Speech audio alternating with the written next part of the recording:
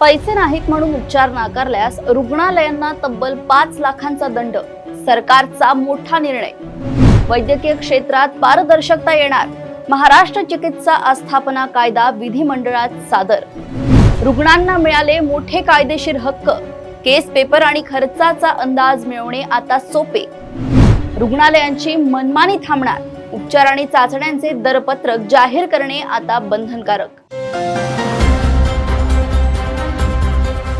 अनेकदा आपण ऐकतो किंवा स्वतः अनुभवतो की एखाद्या आपत्कालीन परिस्थितीत पैशांअभावी किंवा खासगी रुग्णालयांच्या मनमानी दरांमुळे रुग्णांना उपचारासाठी वणवण करावी लागते। खासगी रुग्णालयांची हीच मनमानी आणि रुग्णांची होणारी आर्थिक पिळवणूक थांबवण्यासाठी राज्य सरकारने आता एक ऐतिहासिक आणि अत्यंत कठोर पाऊल उचललं आहे।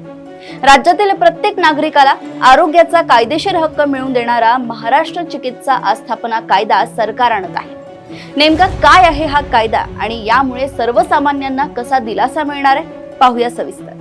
राज्यातील खासगी आरोग्य सेवांमध्ये पारदर्शकता आणणे, रुग्णांची होणारी आर्थिक पिळवणूक थांबवणे आणि सर्व वैद्यकीय संस्थांमध्ये आरोग्य सेवेचा एक किमान दर्जा राखण्याच्या उद्देशाने राज्य सरकारने महाराष्ट्र चिकित्सा आस्थापना कायदा नावाचा अत्यंत कठोर कायदा करण्याचा निर्णय घेतलाय। याबाबतचे विधेयक विधिमंडळात मांडण्यात आले असून राज्यातील संपूर्ण आरोग्य व्यवस्थेवर नियंत्रण आणि नियमन करण्यासाठी राज्य चिकित्सा आस्थापना परिषद स्थापन करण्यात येणार असल्याची माहिती आरोग्य मंत्री प्रकाश आंबेडकर यांनी दिली आहे। गेल्या काही दशकांतील वैद्यकीय तंत्रज्ञान आणि रुग्णांच्या हक्कांची वाढती अपेक्षा लक्षात घेऊन हा निर्णय घेण्यात आलाय।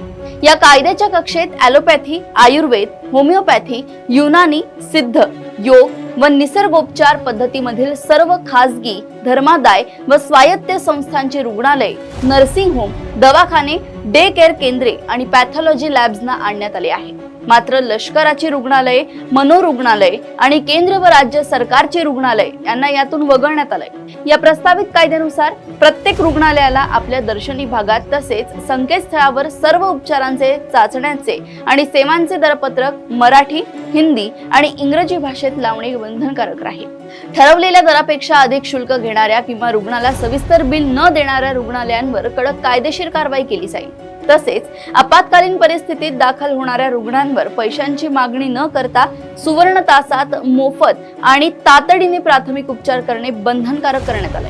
जर एखाद्या रुग्णालयाने पैशांअभावी प्रथमोपचार नाकारले तर त्यांना 5 लाख रुपयांपर्यंतचा दंड ठोठावला जाईल। या कायद्यामुळे रुग्णांना त्यांच्या आजाराचे निदान, उपचारांचा आराखडा, अंदाजे खर्चाची माहिती, केस पेपर आणि दुसऱ्या तज्ञ डॉक्टरांचे मत घेण्याचे कायदेशीर अधिकार मिळाले आहेत। नवीन कायद्यानुसार आता नोंदणी झाल्याशिवाय कोणताही दवाखाना किंवा रुग्णालय सुरू करता येणार नाही। यासाठी प्रत्येक जिल्ह्यामध्ये स्वतंत्र नोंदणी यंत्रणा आणि नोंदणी प्राधिकरण स्थापन केले जाईल। या प्राधिकरणाला नियमांचे उल्लंघन करणाऱ्या रुग्णालयांची नोंदणी रद्द करण्याचे, ती निलंबित करण्याचे आणि आर्थिक दंड करण्याचे पूर्ण अधिकार असतील।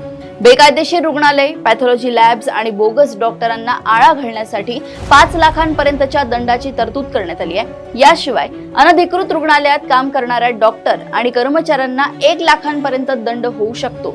तर रुग्णालयाने प्रशासनाकडून कोणतीही माहिती लपवल्यास किंवा खोटी माहिती दिल्यास 5 लाखांपर्यंतच्या दंडाची कठोर तरतूद या कायद्यात करण्यात आली आहे। आरोग्य मंत्र्यांनी मांडलेले हे नवीन विधेयक वैद्यकीय क्षेत्रातील मनमानीला चाप लावणारे ठरणार आहे, यात शंका नाही। पैशांअभावी उपचार न मिळणे किंवा उपचाराच्या नावाखाली बिलांचा डोंगर उभा करणे या गोष्टींवर आता कायद्याचा वचक असेल। सर्वसामान्य नागरिक म्हणून आपल्याला या हक्कांची माहिती असणे अत्यंत गरजेचं आहे।